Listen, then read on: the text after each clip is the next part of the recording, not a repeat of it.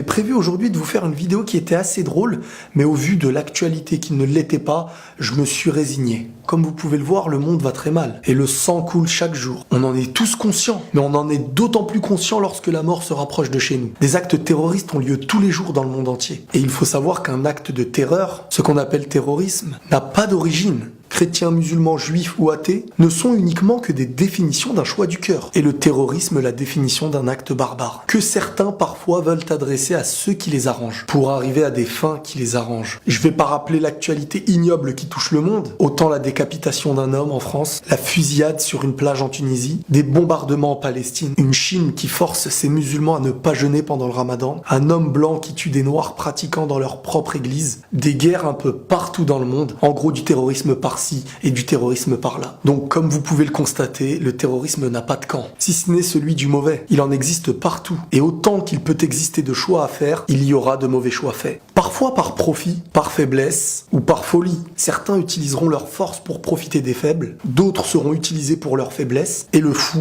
dans tout ça, c'est parfois celui qui dirige. Maintenant, à tous ceux qui viennent remettre sur la table encore une fois les histoires de religion, chose qui m'énerve vraiment, regardez le nombre de chrétiens, de musulmans, de juifs qui existent dans le monde, les églises, les mosquées, les synagogues remplies de pratiquants. Si réellement les religions prônaient ces mauvaises choses, il n'y aurait plus aucun homme sur terre capable de marcher librement. Étant donné qu'on a tous un religieux à nos côtés, et s'il est censé tuer celui qui ne le suit pas, tout le monde tuerait tout le monde. Donc réfléchissez et ne faites pas de votre ignorance une science prête à surgir n'importe où. Toutes ces injustices nous font mal, autant pour le religieux qui est pointé du doigt lorsque c'est une soi-disant personne religieuse qui a tué, que le non-religieux qui au final va craindre le religieux. Et au final, personne ne gagne, car tout le monde se bagarre avec tout le monde. Tout le monde se bat contre la mauvaise personne. Pour moi, aujourd'hui, la meilleure chose à faire, c'est de réussir à se combattre soi-même, de ne pas répondre à ces provocations, car ces actes sont une provocation autant pour les religieux que les non-religieux. De faire attention à la manière de propager nos messages, car nous sommes tous l'image de ce que l'on souhaite représenter, et même si on le fait mal. Donc à nous aussi de réussir ce combat